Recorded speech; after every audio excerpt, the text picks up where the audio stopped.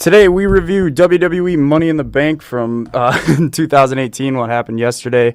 My buddy Tom is here again. Hello. And we're gonna talk everything that happened WWE yesterday. It was a long pay-per-view.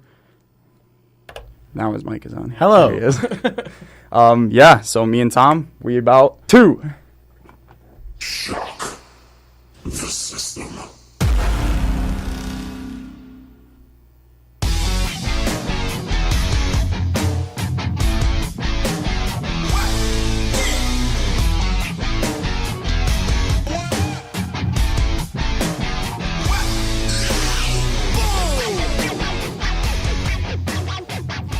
Welcome to the most must-hear WSUW talk show in history. Welcome to First Round KO. I am your host. Wow, we're off to a great start today. I am your host, KO, and I'm joined by Tom Fuerst. Hello. And it's a Monday, so I guess we can let it slide, right? Jeez. Please? Well, okay, here's my excuse. I'm gonna throw out some excuses real quick. Say excuses. We watched, me and my group that watch WWE. We watch WWE pay-per-views together. We do predictions. We fight for a title. It's super fun. New Bullet Shield Day Club. Shout out. We watched at Connor's house last night in Elgin, and then drove home after the pay-per-view. In Elgin? And so How far we got. away is that? How long of a drive? From West Allis, it was about 2 hours. Ouch. Yeah. So we drove home, and then I crashed at Kyle's. And, yeah, we went to bed at about 1:20. And then I got up at 8:45 this morning to drive back to Whitewater so that I could be here for this. And I'm totally not awake. But, yeah, Tom, let's knock out some topics. All right.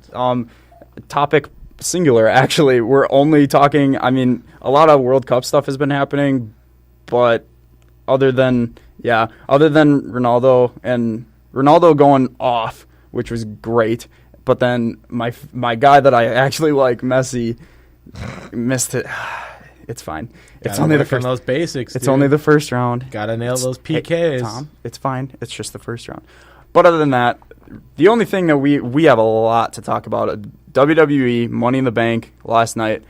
In my opinion, and a lot of people's opinion, I thought about this afterwards. Probably the best pay-per-view of 2018. But the greatest? No. We don't count that. It's not canon. I was going to say WrestleMania because that's like technically in the year. But it depends how you look at pay-per-view years. You want to go January to January, or if you want to go WrestleMania to WrestleMania? I'm saying calendar year. Calendar year? WrestleMania, I thought this was better than WrestleMania. Started off hot and died. Yes. Whereas this one's... it left you with a good main event. WWE hopefully sticks with what they did last night because they found a great pay-per-view order. They started off with their not so well-built matches with a shining star in there. Right. And then gave a couple more but they started off with their worst matches. Not to say that those matches weren't good. But the Good Brothers. But Good Brothers were the pre-show. We don't talk about the pre-show. But they started off with their bad matches and then saved their best. There wasn't a cool-down match. Like, the cool-down match was the world title? No. But Jinder Mahal. Well, it was the women's title. The second to last match, which is usually the cool-down match, was the women's title with Ronda Rousey. Oh, the Rouse. I think. Let me pull the match card up just to make. Yeah. Yeah, it was and then with a little extra match in there. But we'll talk about that when we get to it. So, yeah, I guess we can start with the pre-show. I didn't watch the pre-show. We were still in the car on the way to Elgin, so we didn't even get to watch it. But it was basically, the Bludgeon Brothers ran wild. It was they a broke pre-show up a Magic match. Killer. Yeah. I saw the highlights of that, and then they just hit their finish. 7-minute match on the pre-show. It's an hour-long pre-show. We do not need to hear Booker T, David Otunga, and Sam Roberts. Oh, David Otunga's on there now? Yeah, we don't need to hear them talk for an hour. I mean, we really guess. Put two of these matches. Okay, throw Sami Zayn and Bobby Lashley on there. Give both of these matches 15 minutes at least. Then, or even the Bobby Lashley match it was only 6 minutes, 6.5. So put that on the pre-show. I just don't know why there weren't more spots in that match. I don't know if it was because we were trying to fit time for the main card, But if that's what you're trying to do, put it on the pre-show. Yeah, that's what there's an hour worth of pre-show. Have longer than one single 7-minute match. It just doesn't make sense. So, yeah, Bludgeon Brothers, Harper and Rowan beat Luke Gallows, Carl Anderson to retain the SmackDown Live Tag Team Championships. Anderson and Festus for you throwback wrestling fans. The Balor Club. They defended their titles. They kept them. So the actual main card started off with Daniel Bryan versus Big Cass. And honestly, was the best match of Big Cass's career. Singles match, I would say. It's not like he's had a big sample size. Yeah, that's true. I don't know. I just have issue with that, I guess, because it was against Daniel Bryan, who's a phenomenal worker. Absolutely. So I don't know how much credit should go to Cass in terms of it was just a good match because he is easy to work with. I'm giving most of the credit goes to Daniel Bryan. He carried the match. But there is some credit. Big Cass had one botch at the beginning. He didn't sell a drop toe hold. He's also 7 feet tall. Right. Yeah. Really? I don't think he's said that enough over the past 6 weeks.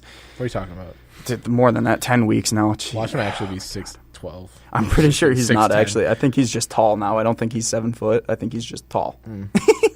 His knee. That's his gimmick. What did he tear? His MCL? But no, apparently it's something in his knee. Made him no, this really was, as much as we went and got food right away during this match because it started, and then all of us were like, we do not care about this match. The build for this has been terrible. No one likes Big Cass because he's not a great wrestler.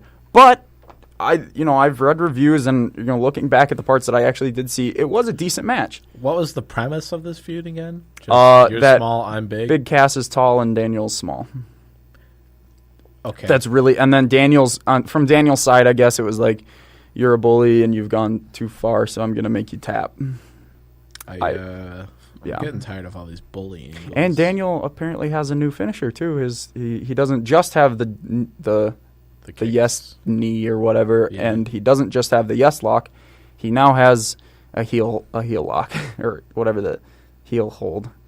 Cool. Yeah, whatever he's made Cass tap out to now. Yeah, good match. Not a great way to open a pay-per-view. He taps pretty quickly too. Huh? He taps pretty quickly. Oh, absolutely. So it's just kind of it doesn't help you look redeemable, at least easily redeemable against Daniel. Against Daniel, I think he can easily jump to a new feud, but hopefully it's not just that he's tall against someone else. Yeah, but the way it was booked with like, I'm big, you're small, and I'm gonna tap early on into the submission hold. It just kind of was like, if you're so big, you should at least be able to withstand and try and drag out a hold. But maybe it was time constraint. He's got longer legs. He's got more leverage on the submission. I don't know. Just turn around, throw him. No one has ever accused WWE of having logic. Anyway, so the next match was Bobby Lashley versus Sami Zayn, and this feud has been... Before we completely move on, when we get to the main event, bring up Big Cass again, if we can remember that. There's a reason why. Okay. Yeah, so Bobby Lashley, Sami Zayn, this whole feud has been terrible. The build to this feud started off with Sami Zayn saying he was going to expose Bobby Lashley for something. Yeah. He was like, I have dirt on him. He's not the man he says he is. And then he's like, I'm going to bring out his sisters that he talked about. There wasn't enough setup of Bobby Lashley going, I am this person. So it was one sit-down interview, and the sit-down interview was bad. It was just like, oh, yeah, I love my sisters. Yeah. And then Sami Zayn's like, no, he doesn't. No, he doesn't. So I'm going to bring out his sisters, quote, air quotes, sisters, because he brought 3 men dressed as women. If it was like weeks of Bobby Lashley just dominating and saying that, oh, I did this, I did that, and then Sami's like, Well, and the worst part about this is Sami Zayn is doing all this bully stuff. He put him through an obstacle course. He's done all this stuff. He flat out said, I don't believe that you were in the military. I think you're lying about that. And that's crazy. But Bobby's not, he wasn't taking it as like, oh, you're a bully, now I'm really mad and I'm going to beat you up. He was laughing it off. He's in there laughing like, ha ha, Sammy, you're so funny. This is ridiculous. Ha ha ha. how do you build a feud off of that? You don't. That's why this feud hasn't worked. It's like a bad MVP Matt Hardy kind of thing. And I feel so bad for Sami Zayn. He deserves so much better, and he actually did decently with the material he was given, but the material he was given was so bad. I wonder if it was to make the crowd actually turn on him a bit more, because the first one with his sisters, it started off people like, oh, Sami Zayn. And then as the material got worse and worse, they just turned on everything. Did you watch the entrances for this match? No. Sami Zayn came out, and they popped for him like crazy. They cheered for him very loudly. And then Bobby's music hit, and it was a library. Dead. They all pulled out books? Or? Yes. No one was paying attention. It was all silent, even for the rest of the match. They popped a little for the delayed suplex, which is a terrible finishing move. It shouldn't be. It should be like a setup to a finishing move. It should be a spear. His finisher should be a spear. You know who else uses a spear? Roman Reigns has that, so I can't. Yeah. This match went for 6 minutes, 6 minutes 35 seconds. It was a squash. It was bad. Moving They didn't on. even play they didn't play any of the footage of the feud before. Nope. It just happened. It just happened because they knew that and that's why this match was so short. They were like, you know what? Let's just get this over with, and now Try and correct let's everything. put them in separate feuds, get them away from you. They both deserve better. Get them away from each other. The next match, Seth Rollins defending his Intercontinental Championship against Elias. Good match. Seth Rollins successfully retained in a dirty fashion. Yeah. Which was interesting because Seth is the face, Elias is the heel. And Seth won with the pin or the roll up, and he was holding the tights. Everyone seems to be thinking that this is going to lead to a heel turn. I hope not, because that would be dumb. Seth is on fire right now as a face. But this was a decent match. Not the best Seth Rollins match, and it's not up to par with a lot of Seth Rollins' older matches, especially from this year. I think that's mine. It just doesn't. I don't know. Not does it. It does fit. I feel like with the feud with Elias and all that. I don't think it's going to lead into a heel turn as much as it is. You just got to do what you have to do to retain your title. That's how the commentary put it over. They said, Seth he respects Elias enough that he has to do this kind of thing to beat him, which I don't know how much I agree with that. It's no different than people just grabbing their belts and walking out. But those are heels. Yeah, it's always the heel that says, "I can't beat you, so I need to cheat."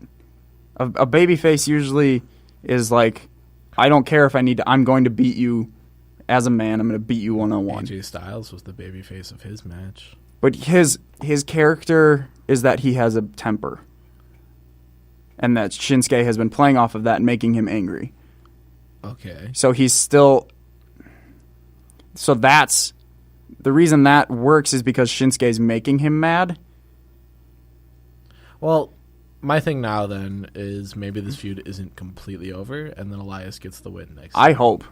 Because then it was just like, I was desperate. I did everything I could to retain. Elias wins. I picked Elias to win this match.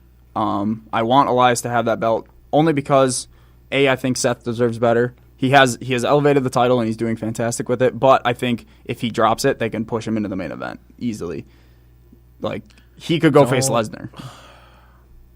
I just want Lesnar to be out before we keep pushing people into the main event.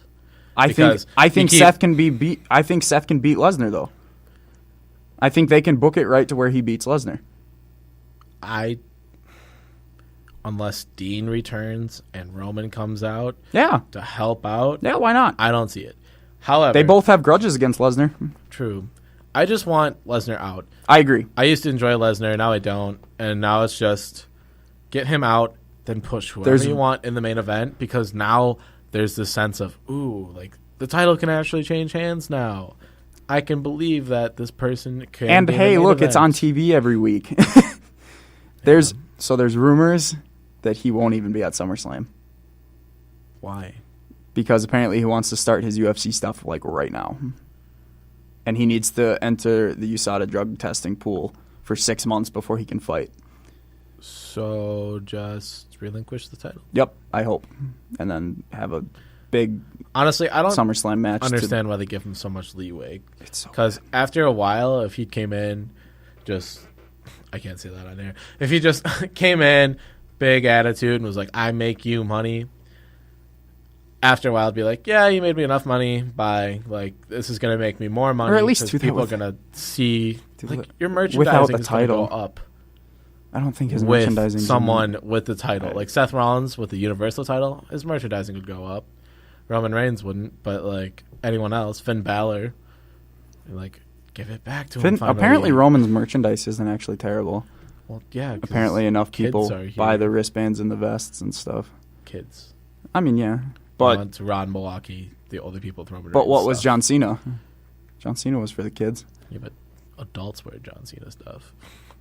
John Cena does enough now. I guess. Like, Well, now. outside where enough people are like, oh, I love John Cena. Well, yeah, now. But like when he started, he's wearing all these colorful stuff. I mean, he still does, but He also, when he started, he had an attitude. Seth Rollins needs to, and Elias is good enough right now. He's one of the best heels. He He can knows take the loss. I'm saying I think he deserves the title. I'm saying he should have. And if maybe he goes on to Extreme Rules and wins. Hopefully, I think this is good timing because he deserves the title. He can be an IC champ, Yeah. and Rollins can go on to bigger and better things. So I kind of hope the feud continues. But yeah, overall decent match. It went 17 minutes, which was third longest match of the night. So I don't know. It was decent. Not one of Seth's best. Probably one of Elias's best. But Elias hasn't done much in the ring. He's very. Yeah. You could tell last night too. He's very. He doesn't have a lot of experience, which kind of showed, especially in the beginning of the match. Because a lot of Seth Rollins matches, he starts off very hot, and he starts off, gets going. And last night he didn't. And the commentary mentioned that. I think Corey Graves saved it. He said something about Elias has been able to slow down Seth Rollins, and Seth is being cerebral or something. I don't know.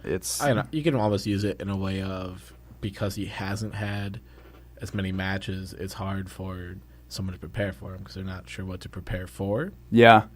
So there's like a good way to build it until he gets experience. Yeah, and that's a big thing in WWE. Like, you can have these kind of matches that differ from styles, but the commentary needs to explain or at least have a reason for it. Yeah. And put it over. So and they did. But it's mostly Corey Graves. Yeah.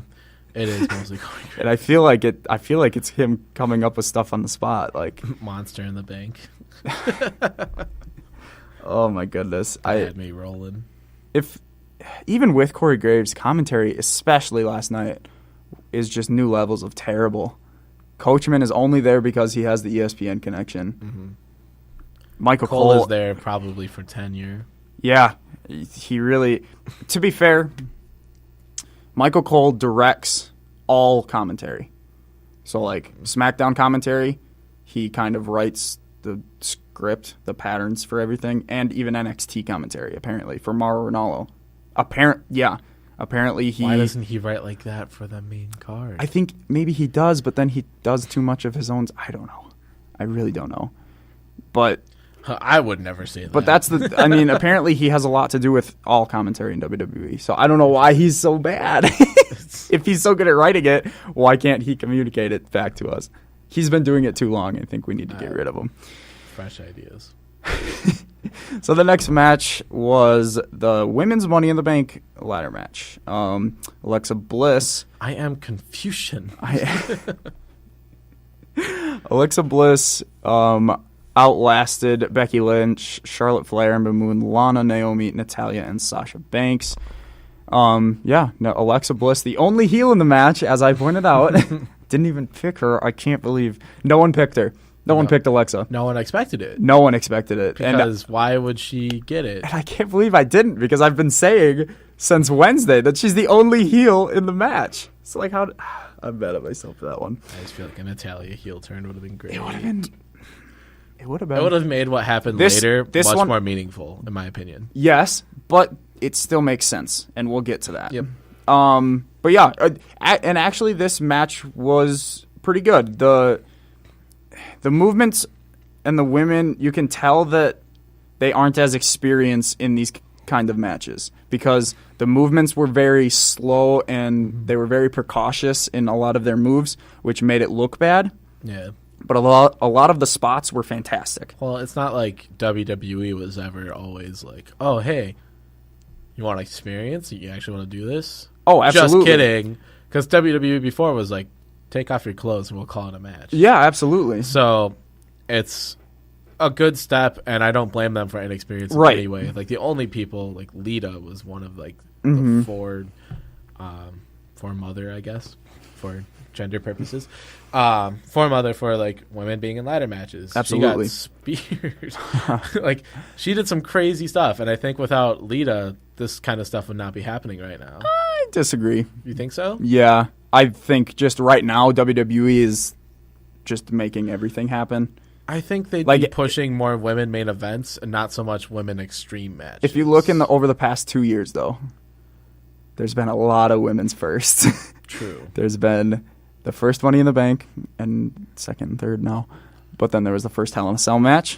The first time they main evented a pay-per-view. First time they main evented Raw. Yeah. First Royal Rumble match. First Elimination Chamber match. And now rumors are saying that they're going to main event WrestleMania next year. Oh, that'd be exciting. Ronda and Charlotte is the rumor right now. Might not be as exciting as I thought. I think that's a pretty good match. Especially, we'll get to Ronda. God, she's been great in the ring. Disclaimer. But yeah, WWE, props to them for giving, women their spots. Inspired women to do that without seeing Lita just nothing get speared off of except for the writers saying that you're going to start doing it. So, like, I get where you're saying. It's more meaningful because to the Lita wrestlers. Has done it, yes, I think these matches still would be happening, but they might even look worse. But no, I think down the line when you get this was Charlotte and Becky's second match. I think Natalya was in it last year too, and maybe Sasha. I don't know, but you have these people keep being in these matches. Sooner or later, they're gonna start. You can't be comfortable in these kind of matches because they're painful, even in fake wrestling like this. Those spots, I would not want to take a ladder shot. I would not want to be power slammed onto a ladder. I thought Sasha died last night. That power bomb onto that ladder looked terrible. I would not want to be Edge and Jeff Hardy jumping from the top of a ladder in the ring, outside, breaking through a ladder. Yeah, that's what I'm saying. Like, I wouldn't want to do these, but the more you do these matches, the more comfortable they will be in, and I think the better the more they'll fluid look. They'll be. Exactly. I wouldn't say comfortable because a lot of the moves looked very choppy, but the spots were good, and the ending was botched because Becky Lynch was the Becky Lynch was the favorite. You could tell by the crowd. She was one of my picks. Same. I thought Natalya had it, but Becky was my backup. Becky was up top of the ladder. And someone missed their cue because Becky's up there and she basically had it unhooked. But then she, she looked around. She was like, no one's here. I have to fumble with it because I'm not supposed to win. And then she did. And then Alexa finally came in and tipped her over. I think that comes with experience, though. I agree. And it was the second time in that match, I think, that happened. A good way to, play that off is to, be over ambitious with it and just smack it. So absolutely. Swinging. So that looks more believable then.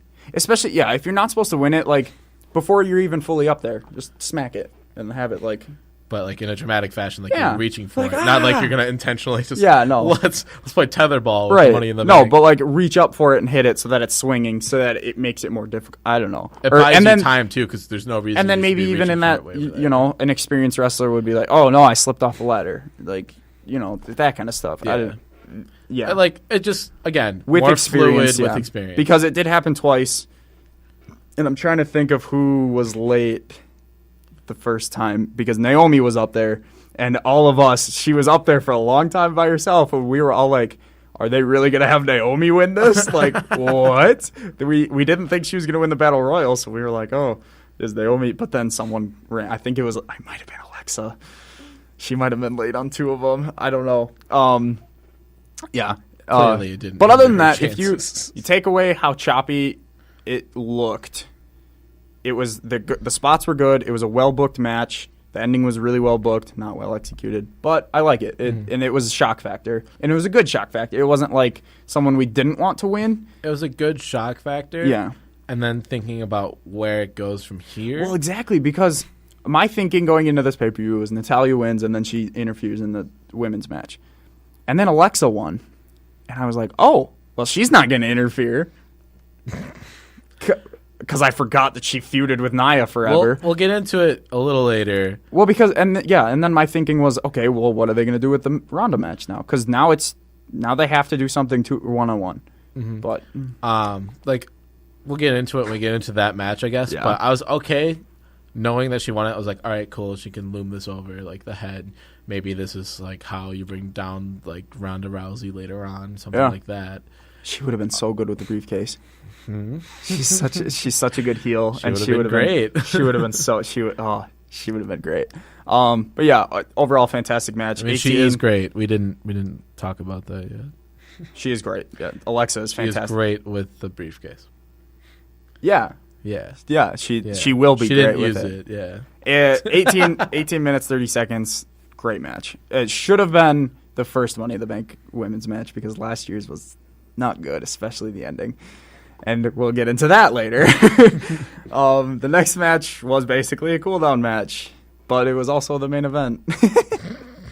In Vince's eyes. Roman Reigns defeated Jinder Mahal pretty cleanly. And it was a longer match than it should have been. Did you say CM Punk? I'm sorry. Did you say this is boring? So many chants. So the crowd did not care about this match. The crowd chanted for CM Punk because obviously it's a Chicago crowd. They chanted boring. Clearly, they chanted Roman Reigns entered. They were all doing his little hooah, not boo. No, they were saying, yeah, no. Yeah. Yeah. No one cared. They chanted, "This is awful." They were chanting, "End the match." They were chanting, "Delete." They were chanting, CM Punk, NXT. I love the NXT ones on the main card. I love that recognition. There was a couple that made me laugh really hard because they were wrestlers that don't even I don't remember. There was a lot of chanting and none of it had to do with Roman or Jinder. Hurricane. No. Yeah, I wish.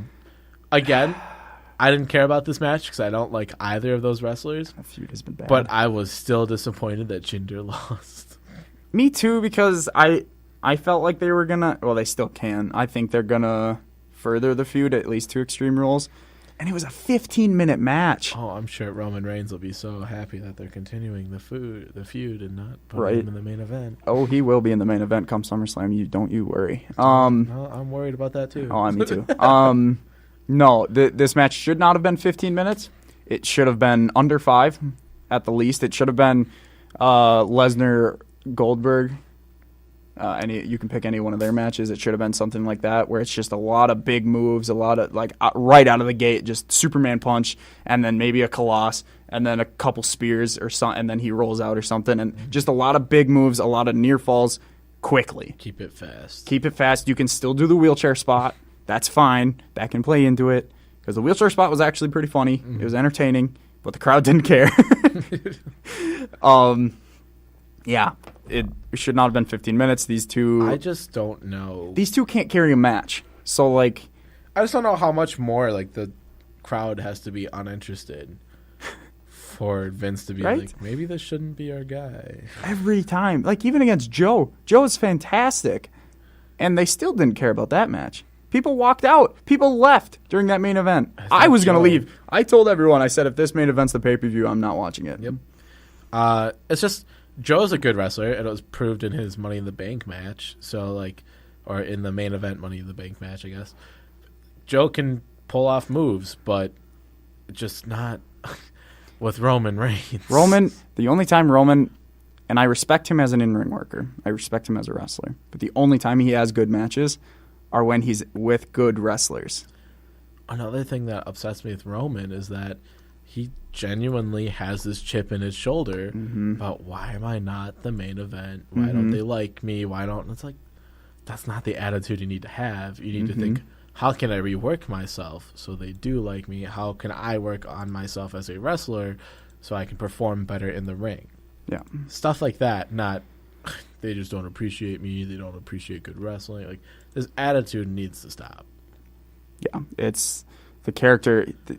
Honestly, they need to turn him heel, and people have been saying that for 2-3 years now. But it needs more than 3 years. It needs to happen because it's bad. The Roman experiment has failed, and it's failed. It's more than failed at this point. It failed, and then it got its F from the teacher, and then it face planted on the way out of the classroom. Would you say that similarly to the Roman Empire, it has fallen? I'm really tempted to mute you right now. The first mute will happen. I guarantee it'll happen sometime. Just rude. Is that Bobby Roode? Glorious. Okay, so yeah, Can I mute you? I want to be done talking about this match. So the next match, Carmella defending her SmackDown Women's Championship against Asuka. Interesting match. She got her pet back. She did get her pet back. So before we talk about the finish, the actual match itself wasn't bad. Carmella's very entertaining. She is a very good heel. She should not have. She worked entertaining. She's very entertaining, and I like her as a champion. I can't deny that. But she should not. She's not a better wrestler than Asuka. And for this match, she worked over Asuka for the majority of the match. Very few people are better wrestlers than Asuka. I think Asuka's one of the best wrestlers. Huh? Is there static in you? A little bit, but not. Okay. Asuka's one of the best wrestlers in the company, male or female. Yeah. She's one of the best. She's at least top 10. And so Carmella should not overwork her for the majority of the match, which she did.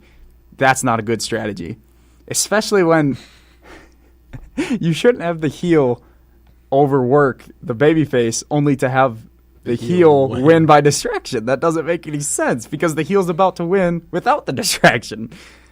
It's bad booking. Here's what I was thinking. A little off topic real quick. Uh-oh. While I was walking over here today, at one point, do WWE and like the stockholders look at what happened on Saturday and what happened on Sunday and say, what's going on here? How can we invested for Saturday, not for Sunday? How can we do this? How is predictable better than unpredictable? Paul Levesque. It really at what point do we send the creative team from NXT up to the main roster? Like, it's bad. The main roster writing over the past, I'd say, year or two has just been bad. And I don't know how much control Triple H has, or Paul Levesque, like I said earlier, for those that don't know, over NXT is what I'm talking about. Because, like, as far as NXT creative, how much control does he have over that? Full control. He has the final say. And 205 Live. That's interesting, because yes. 205 Live is It's been better since he took over. He took over right after Enzo left. True, yeah. Yes. Yes. So how much say does he have over main roster then, and why doesn't he have more say? Because Vince is still very much involved. He needs money for the XFL. I just don't know. At some point, the stockholders and everyone in the office already tanked. Like, everyone needs to look at Vince. I can buy like 10 shares right and now. say, okay, Vince, if you don't want to give up full control, at least let Triple H help you, because it's bad. The main roster is just bad. It's bad booking, and you look at NXT, they're doing fantastic right now with less talent, less matches, less time to tell stories, and they're doing it better. Longer matches, but yeah. But the matches are better, so no one exactly. They have less time. They only have an hour a week to tell stories. WWE has the main roster has 5 hours a week. To be fair, their like takeover pay-per-view things are very much more spread There's only apart. 4 or 5 a year, but as compared to a pay-per-view a month, you can still. I know. But what there's you're an saying. hour. But you're saying there's an hour, but they have a longer time per episode. Like, I think you still add that together. It's still less time. It's still drastically less time. Early NXT, probably not. Someone from the NXT needs to go up. It's not good. Because then even NXT stars, they go up to the main roster and it's just... don't remind me. Bayley, Finn Balor, Sasha. Baron Corbin, Sasha. Sasha's a 4-time champ. Shinsuke Nakamura. It's been bad. Kevin Owens has been The great. Ascension. Kevin Owens has been great. Kevin Owens has been good, but Kevin Owens should be good. Sammy. Sammy's never held a title. Bo Dallas. Bo Dallas. Neville. Yeah, all the. It's just. Then you look at Seth Bobby Rollins. Roode. Seth Rollins and Roman Reigns. But Bobby Roode's been a champion already. U.S. champion that no one cared about. It's a champion. I guess. Yeah. It's not It's more good. than Shinsuke's got. It's more than Bo's got. You're right. So, More yeah. than So, okay. Sammy's got. Back to this Carmella match. She was beating Asuka for most of the match. And then all of a sudden, Asuka gets control. And Asuka's dress and her robe and her mask come to life. And they start walking up the steel step. I noticed it right away. The dude, he was crouched in the corner. And he starts walking off. And I was like, hey. And I just started screaming Ellsworth. He's like, where's his chin? Yeah. No, Duncan saw the jeans underneath, and he was like, yeah, it's Ellsworth. It's someone, Jack the Jobber on Cultaholic on YouTube, tweets, it's CM Punk. I would have lost. I think the crowd would have lost it. It would have been so random, but I would have loved it. So the dress comes to life, and it's standing at the ring for what felt like 10 minutes, just standing at the ring, and it's tilting its head. And at this point, I'm seeing the head tilts and the twitches. I almost thought Nikki Cross, which would have been so much better. Yeah. Because then you could have introduced Sanity too. It would have been so much better. But Carmella went for a roll up on a distracted Asuka. Asuka kicked out. At that point, I was like, are they still going to have her win? Like, what? But then she got distracted again. Drop-kicked to the She back of the drop head. kicked her, but then she turned back around and was more confused the second time at this figure that is essentially Asuka. It clearly in a mirror. could not have been anyone that put her clothes on. Apparently, she's never looked in the mirror. I don't know. She was terrified by her own clothes. And then Carmella, I think, hit a super kick, Like the and back then of her and head then or something yeah, like that. and then pinned her clean. And then the mask came off. Oh, before the super kick, he took the mask off to reveal James Ellsworth, and he did a double wink. Like he leaned into the left eye, but he blinked. It blinked, so it was bad. Classic Ellsworth. James Ellsworth, I don't know how he got back into the WWE, but Well, he's he'll get back released by the time, And budget cuts. again for Carmella at Money in the Bank. He helped her win. After she treated him literally Like like a dog. She had him on a leash. On all four. And Ellsworth, every time you ask him, he's like, I'm just so happy to work for WWE. I'm speechless right now. And He's got a winning record over AJ Styles. I just remembered that too. he does. 3-1. Yep. That Remember, match. that's how AJ Styles started. Carmella won in 11 minutes 10 seconds. I hate how Asuka has now lost twice. you can tell someone from WWE runs this Wikipedia page because all the match times are either 5s or 10s. It's either 7 minutes, 6:20, 6:35, 17 minutes on the dot, 18:30. There's no way. There's no way every match ends on a 0 or 5. I love it. It's just Except for the 18-second match, but we don't need to talk about that. First match I've ever seen in WWE. Yep.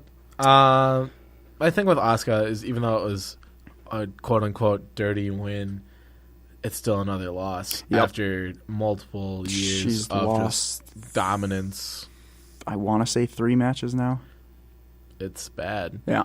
So, I wouldn't care if it was people to the caliber of Charlotte every time, But it's Carmella. but it was Carmella. Carmella should not be beating people. Should not be beating Charlotte clean, which she did twice. And she should not be beating Asuka clean. I'm okay with Carmella being a heel and winning by cheating. Carmella is more successful than Cass. Oh, 100%. They broke up. They're not dating anymore. I know. I'm just Oh, saying, okay. but they came from the same thing. Oh, absolutely. She actually came into NXT because of them. They were so popular that they allowed them to bring Carmella in. And now she's more successful than both of them. Just Cass. Because we don't talk about the other guy anymore. The next match. See, this is what I was talking about. The last couple matches were actually super good. Minus the Roman Reigns match. You just had to be able and willing to sit through a bunch. But Like, the women's Money in the Bank match was probably enough for you to be like, oh, okay, yeah. And then you had to sit through a couple more things. yeah, 5 of the last 6 matches were great, fantastic, and I love it. And the only one that was not good was Roman. Weird. So after Carmella, we had the single. It wasn't a singles match. Oh, I'm looking at the last man standing match for the WWE Championship. AJ Styles defending against Shinsuke Nakamura. Shinsuke Nakamura turned heel at WrestleMania because he couldn't beat AJ face, and then he cheated, so he didn't win. And then it was a draw. Got a new theme song. New theme song, new heel persona that was going over like crazy. He picked the stipulation for this match. Which is why I think he lost. I brought that up on Friday. And still, but you know how bad that makes him look? All of this just makes him look so bad. First of all, fantastic match. Best match between Nakamura and Styles on WWE TV. Yep. Obviously, their stuff in New Japan was a lot better than this. Phenomenal, one would say. Yes, but this match was their best WWE match. I was soured on it because I'm such a big Shinsuke fan. Well, now he's just got to go in the mid card. That's what my buddy Nate was trying to. Shout out to Nate. I love him to death, but he's making me mad because he's like, oh no, AJ needed to win that because AJ's a better champ. Shinsuke can just drop down to the U.S. title now, no problem. I was like, not no problem. No one's gonna care. Shinsuke Nakamura has had 6 WWE Championship matches. He lost against Jinder Twice. Mahal. Twice he lost to Jinder Mahal. And now he's lost to AJ 4 times. He needs to go to Raw. 3 if you... yes, I agree. Raw needs heels. And he'll get a bigger pop because I think Raw crowd is occasionally better than SmackDown crowd. And it's just going to add a whole new perspective. Everyone's going to be like, oh, but man, they just had the shake-up. So you can't even do it unless you... Plus his outfit would match Raw. And you can't do a fired angle because you just did that with Kevin and Sammy. You can do a trade angle. You almost have to. Be like, hey. Because now Shane's gone too, so it's not like he can do something with Shane to get traded. Well, he can do something with Paige. Because Paige and Kurt were talking about the whole... Can he Kinshasa Paige? I don't think he's she'd a heel. Appreciate it. He's a heel. But yeah. No, I meant like... Because there's that segment backstage with Baron Corbin, Kurt Angle, and Paige. And they were talking about how the... Yeah, first, what did they say in that? I honestly didn't hear. It was just like competitiveness, like, oh yeah, all this stuff, and then I think because they were saying that the something about women like which brand won for the Money in the Bank because matches. Alexa won, so it was Raw. So then Paige was like, oh well, SmackDown, we'll get SmackDown. it for men's. And then Corbin came in. Corbin came in, and Paige was like, Constable Corbin. Yeah, remember when you won the Money in the Bank and didn't successfully cash in, kind of thing. That's but why. Okay, Kurt Angle was saying how he expects the Raw brand to take back both. And at that point, oh wow, yeah. At that point, I thought that a SmackDown star was about to win, and then like Corbin comes out and costs them or something. Yeah. I don't know why they would. I don't know to make sure that it they comes just on put Raw. him down and walked away. Yeah. I'm a lone wolf. Talk about dog. bad storytelling. Baron Corbin had terrible hair, which had? Yes. Did he cut it? Did you not notice last night? No. He has a buzzed head right now. Oh, good. He buzzed his hair. But when you have terrible hair like that and you're a heel, here's my idea. Why not have a hair versus hair match? And then to lose I'm glad there wasn't a hair versus hair match. Can you imagine him versus Drew McIntyre? Hair versus hair. Loser has to shave their hair. That puts over Drew McIntyre even more. I'd rather that happen with Dolph Ziggler. That too. Someone. But you can't just cut your hair like that. Like, you can't do that in WWE. You can. But have a hair versus hair. You know how long it's been since we've done that? Enzo was the last one in NXT. You're not going to sway me real on this. One. I'm just really happy that there wasn't. I would have been very upset if I had to watch 10 minutes of that. Because I don't care about Baron Corbin enough to watch a hair versus hair match. They could have done it at the Greatest Royal Rumble. Would have been a fun little angle. Sure. Anyway. Wow, we're getting really yeah. Shinsuke versus AJ. I'm just saying, that way, they can maybe set up a trade because like the GMs are in talks and they were being friendly competitive. So So yeah, back to this match. There was a lot of great spots and a lot of good storytelling. This match had NXT levels of storytelling, I will admit. Yeah. Because the build to this match has been the low blows, and it has been Shinsuke being so cocky and so persistent, and AJ being a hothead. there was no payoff. Exactly. Okay. So first of all, How do you have him continue to be cocky after this? I agree. But first of all, so a lot of the spots in the match were fantastic. AJ hit. Well, no. Shinsuke first hit a Kinshasa off of one announce table onto another one, which looks more devastating, but realistically isn't. But it was an awesome spot. It's like, oh. AJ beat the 10 count because he was on the table, so then he was able to just roll off and stand up. Easy. That's fine. Good spot. AJ then hit, or no, and then Shinsuke hit his low blow. We knew that was going to happen, but then AJ got up after the low blow. It's like, at that point, I was like, oh no. He already hit a Kinshasa. He already hit the low blow. Oh no. But last man standing matches tend to have multiple finishes. Oh, absolutely. So. But then, here's where I was right, because AJ Styles then hit a Styles Clash off the stairs, which was so cool. Oh my god, it was so... I was like, there's no way, like, he's going to reverse it. And then he tucked the second leg, and I was like, oh my god, this is going to be really cool. He did it. It was perfect. Nakamura got up, and he's up, he's leaning up, he's dead up against the announce table, and he says, come on. And then AJ does, and he kicks him in the groin. Yeah. Which honestly was a good kick. It looked really good. Yeah. I thought it was a very good moment to like bring everything full circle. Oh, absolutely. And then Shinsuke got back up after that. So then at that point you're like, okay, two near falls. It shifts back to Shinsuke, right? Mm-hmm. Nope.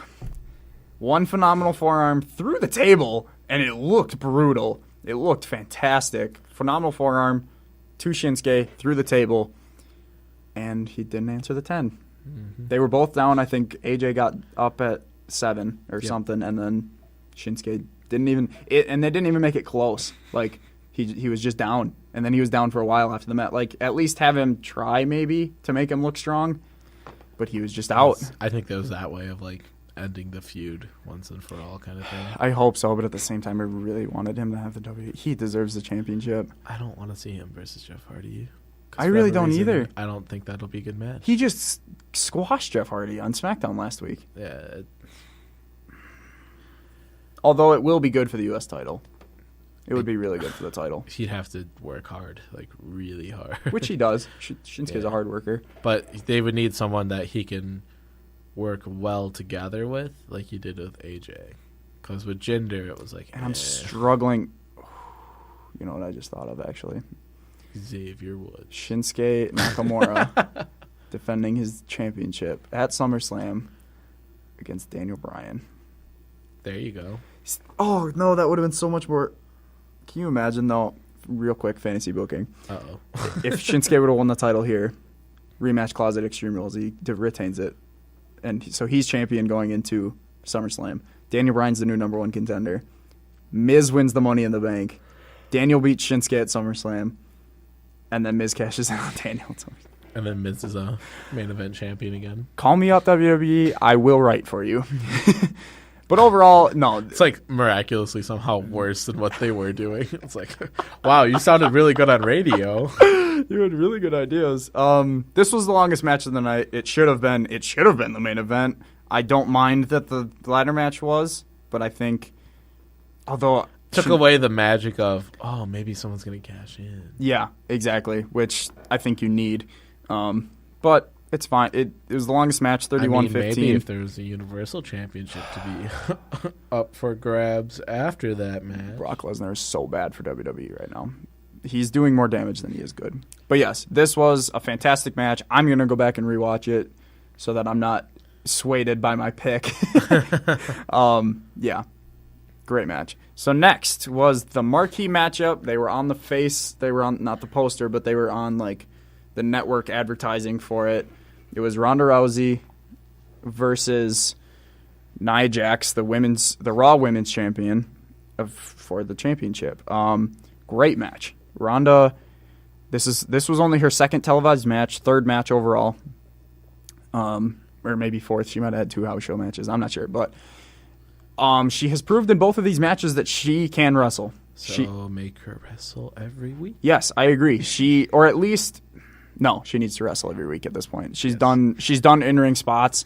She's done enough of those, but now she needs to be a regular. She needs to be wrestling every week. She has proven herself that she can. And she's only going to get better with practice. Yeah, you cannot believably, for me at least, you cannot have her believably be in more championship matches without her wrestling. Even she herself, when Nia challenged her, was like, I don't There's so many more this. people that deserve it. Yeah.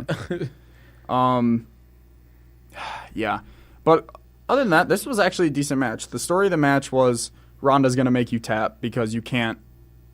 She's going to make Nia tap because, everyone's going to tap from this armbar. It's deadly. But then Nia was like, an armbar doesn't matter to me. I can just pick you up and slam you down, which she did. All of Nia's offense was just power bombs and slams.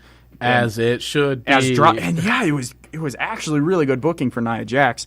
And Ronda was the whole time, she was either doing really good, like she did her judo throw, which was amazing, and her crossbody, which was amazing, or she was just trying to get a submission hold in. And that was the story of the match. And it was told throughout the match. It was perfect. And then the ending was perfectly told. It protected everyone. So the ending, Ronda finally had her arm. She had the arm. She was about to clinch in the armbar, the winning armbar. Like Nia would have tapped. She tapped on Monday night to the armbar. She would have tapped out. And as soon as she's about to put it in, the women's Money in the Bank winner, Alexa Bliss, comes in and hits Ronda Rousey in the back. Strategically hits Ronda so that Ronda still wins via DQ. Because she was thinking about that when she was absolutely. Yeah. Her own personal goals, not the company's. But it was geniusly booked because Ronda doesn't lose. Mm-hmm. She wins. She's still undefeated. Nia Jax doesn't tap out, and she gets beaten up afterwards. Mm-hmm. It's fine. So they still both look strong. And then Alexa continued to beat up both Ronda and Nia with the title, which was... She's a smart heel. She beat up the one person who could have stopped the heel or the cash in. Mm-hmm. That was everyone's thing. It's like, okay, maybe she'll try to cash in, but Ronda will stop her. Nope, she kept beating up Ronda. It was perfect. Her hits on Nia with the briefcase were bad. I will admit, she just had it in one hand and she was swinging and like hitting Nia in the hip when even if you hit her upside the head, I don't know. He's just hitting her in the hip, and then she hit her with a DDT. Why not hit her in the head with the briefcase? I'm being nitpicky here. And then Alexa cashed in her newly won. She had it for 90 minutes. She had the briefcase for 90 minutes. She cashed it in and beat Nia Jax in. She was so great with that briefcase. Yeah, like we said. All the weekly promos led up to that. 35 seconds she beat Nia Jax for the title. This was great because it's a callback to Nia and Alexa, so it still makes sense. It was shocking that Alexa won and then that she even interfered with this match because everyone expected Natalya. It was good. It protected everyone in the match. We don't give Ronda the title too early. I don't know. What are your thoughts? I'm glad Ronda doesn't have the title, and that's why she didn't have to lose necessarily. I'm not exactly sure how I feel about Alexa being champion this early again. I agree. Because you look at Bayley, you look at Sasha, and they're kind of like twiddling their thumbs. I really wanted Bayley to interfere in that match so that they could finally do that. They better do that at SummerSlam and get it over with. It's interesting because now you have to have Nia do this thing with, well, I kind of turned into a bully, but she was my original bully. And does she go back into that person with, oh, you got to stand up to your bullies? Can we talk about this timeline real quick? The bully lost at Mania, but it's okay because she overcame the odds and won her title back. She overcame the person she was bullying and won her title back. She worked so hard to overcome the nice person beating her up. So, kids out there, just remember the bullies always come out top. No, don't. That's terrible. WWE, they're bad. They're bad at that. They're so Be bad a at this. star. Be a star. And work hard and earn what you deserve. But your bullies will win the title. Just remember that. Just remember, you might be liked by more people, but that doesn't matter. Overall, this segment was good. It's Disregard the long-term booking with the whole bully thing. Yeah. This was very good booking. I enjoyed it very much, and the execution was great. I still would have preferred Ronda wins, Natalia heel turns, beats Ronda, takes it, and then start a feud there. The only problem with that is that A, Ronda has the title too early, and then B, she has to lose right away, and that's a loss. Yeah, but then you don't have this Asuka situation where you're undefeated for a very long time and dominant, and then you're losing, and then you're shown as like, I don't know what. But at this point, you want Ronda to be, because like everyone, it's almost like Ryback. Like you want him to be dominant and undefeated. I wanted Ryback to be good, Kyle. Me too. And I was disappointed the whole time. But no, you want this undefeated run so that, you know, Asuka's was too long to the point where like, oh, she's gonna win. But like a good undefeated streak, told correctly, is she might lose it this week. She very well could lose. Her undefeated streak could end this week. So, and yeah, I'm putting a lot of faith into the creative team for WWE for this, but I think that's where they're going with this. Yeah, I just would have enjoyed it more.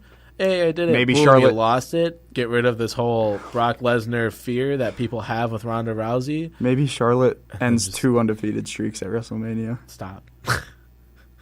2 years in a row. Oh no. Oh no. Gross. Oh man. I'd be very unappreciative. The main event of the night was the men's Money in the Bank ladder match. Man, was it good. Man, was it good. Holy crap. I need to go back and rewatch this too. That was a good match. It was I was tired. All of these matches I didn't watch fully. You were tired. I worked sessions for 2 Brewer games this weekend, Saturday and Sunday. Got home Sunday. I was like, well, I'm back in time for the main event. But man, were these spots good. The one that I love was Kevin Owens. Oh. Kevin Owens, who is his character is afraid of heights, so the whole ladder match idea is really funny to me. But he's a heel, so he wants to win the briefcase. But he climbs up because Samoa Joe and Rusev lay out Braun Strowman on a table, and then Samoa Joe looks at Kevin Owens and goes, "Get up there, go up that ladder." And Kevin's like, "Me, fine, I guess." I really Kyle said this. He's like, I really would have wished that like Owens and that like they would have argued, no, you go, no, you get up there, what do you do, no, you go. But I love this spot. Kevin Owens finally, he climbs up the ladder, he's gonna do his bullfrog splash to Braun through the table, but then Braun gets up from the table, he attacks Rusev and Joe, and then Kevin Owens, you just see the fear in his eyes. Him and Miz are perfect with these facials because you can see the fear. And then Strowman starts climbing up, so Kevin Owens starts climbing down. He's like, wait. He's like, no, please, don't do anything. Let me get down. And then Strowman climbs up and grabs Owens from the other side of the ladder. Drags him all the way back up. He drags him back up to the top. And just throws him. And there were 2 tables and pads under the table, so because it's wrestling. You're ruining the mystique. No, but he fell off what probably was a 20-foot ladder. Probably more than 25-foot ladder into 2 tables onto the ground. He's a big dude too. And he's a big dude. Like the only other person I've seen something that crazy, like Jeff Hardy. That can't have felt because Shane McMahon. Well, fell off the Titantron. Shane McMahon has jumped off of everything. Basically, Jeff Hardy. Great spot at the beginning of the match too, because everyone was like, okay, Strowman's obviously the favorite to win this match, so we need to take him out. So they took him to the top of the ramp. They all beat up on him. And it wasn't a normal ladder by any means. No. It was one of the biggest ladders. Yeah, and they buried him. They just put a bunch of ladders under him. And then eventually Finn took a bunch of people out, and then he went to grab a ladder at the top of the ramp. Finn was perfect. Dominant. Finn was so good. They booked him perfectly to not look weak at all. But Braun's still buried under these ladders. And Finn takes one of the ladders to go set it up in the ring. And Braun unburies himself and grabs the end of the ladder that Finn's pulling. And Finn, he keeps trying to pull. He's like, what is this stuck on? And all of a sudden he realizes, great facial expression again. And he looks back and Strowman just pulls him and then hits him with his own ladder. Braun Strowman ran through a ladder. Two superstars holding one end of the ladder each ran at Braun Strowman, and Strowman lowers his shoulder and broke the ladder in half. This match was all the spots were just fantastic. Finn Balor did a coup de grace, a double foot stomp off the top of a ladder into the ring. A ladder that was like outside, propped up higher. I think it was one of the 20 feet ladders. That had to be one of the most dangerous spots because if he doesn't fall correctly, he breaks my God. a rib. I don't even remember. I think it was on Bobby Roode. I don't even know. It was Bobby Roode. It was such a good spot. Balor and Strowman, I'd argue, really stole the show here. MVPs in the match for sure. Miz was great. Miz has become one of the best storytellers because everyone's burying Strowman under the ladders, and then Miz is just in the ring. He's just in the ring, and he's like, he sets up the ladder real quick, and Miz is the only superstar I've noticed that runs up the ladder. He's the only one. Everyone else is like, I'm really tired. I need to slowly go up the ladder. Miz just runs every time. I don't know why that didn't come back on. Ignore that. Top left corner. Oh, it's fine. Yeah, and then he was the only one after Strowman runs through the ladder and breaks it. Miz is the only one in the ring, and he has the ladder set up. But then he realizes that Strowman's about to come in the ring, and his face, it looks like he saw a demon. It was a very fun match to watch. Speaking of which, bring him back. Bring back. Demon I agree. Balor. Just an overall fantastic match, and again for the second Money in the Bank match, a big surprise winner. A couple people from our group picked him. Braun Strowman. Something about Braun Strowman and Big Cass. This is where yep. Before you look at Braun Strowman, bigger guy than Big Cass, I'd argue. But man, can he do things in the ring? Is he booked correctly? Is he fun to watch? He has his character. You look at Big Cass, and it's like, why can't they do that? You look at Braun Strowman, you look at what Big Show has done in his career, and it's like, yes, Big Show has done some things, but for whatever reason, Braun Strowman is infinitely more entertaining. He's more athletic. That's for sure. He's very athletic. So he's it's booked just, correctly too. He's one of the best big men to ever be in this company. And you look at Big Cass, and you want Big Cass to be this arrogant dude and win, but like that's the difference. It's heel versus face at this point, and it's you see Cass because he was in a tag team with Enzo. They see him as being able to talk, so now they're forcing him to talk and giving him bad promos. So that's probably where the difference is.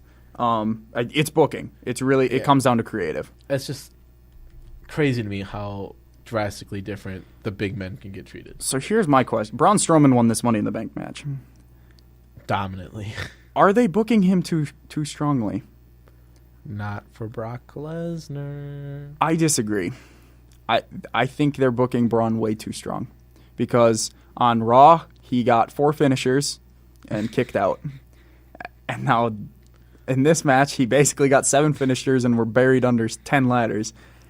And still, he had everyone ganging up on him, and still ladders won. Aren't that heavy. I know, but in WWE logic, he's buried under them, you know, and he still won. Like usually, the big man is like, okay, everyone gangs up on him, gets rid of him. No, he doesn't win. I mean, Kane did win tag team titles by himself in a ladder match. You're right. But Strowman won the tag titles by himself. Yeah. In a regular ladder match. In a regular match. It's not like it was a 2-on-2 ladder match that Kane won. I guess. They're booking it. It's a little too strong. And now he has a briefcase. And now he has the briefcase where he can just cash in. Like, I like that because I don't like the Raw champion right now. Brock Lesnar can get these hands, Kyle. Yeah. Or Roman can beat Brock Lesnar. The problem, and then Braun can destroy the problem Roman that I Reigns. see is that he's too strong because once you have him win, who does he face? Because there are not a lot of heels on Raw. Bobby Lashley. Yes, I agree, but Lashley's not a credible threat at this point. Yet.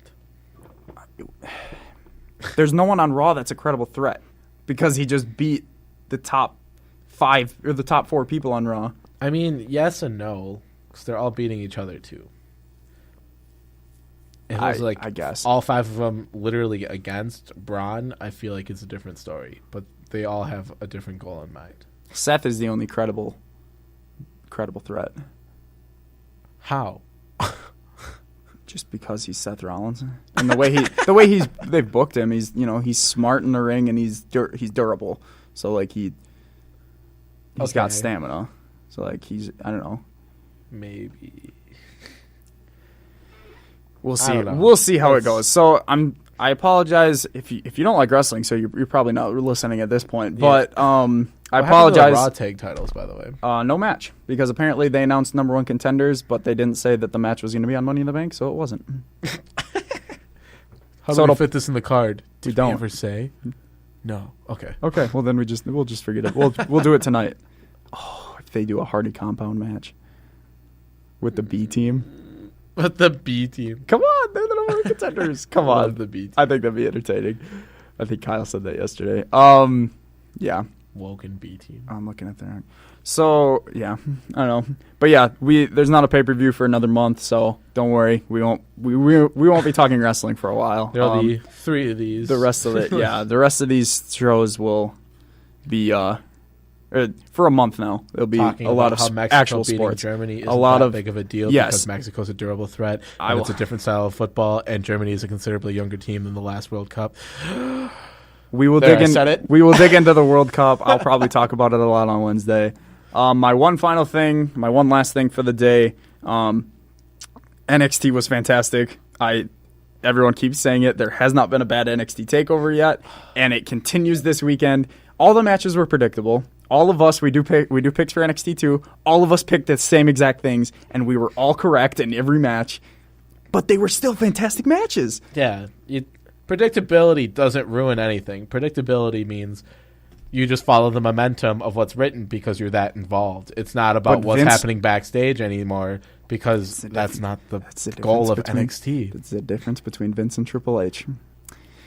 Stories. Yeah. And they follow them. Predictability, and it's too predictable. We have to change it up. NXT was great this weekend. Go give it a watch. At least go give the Johnny Gargano versus Tommaso Ciampa match. It was the best hardcore match you will ever see in WWE. Johnny Wrestling is fantastic. The storytelling for this match was fantastic. It was just great. The Undisputed Era also, that tag team match was great. They were cheered as heels because Chicago's great. Yeah. Because they're over. Yeah. NXT was great. Go give it a look.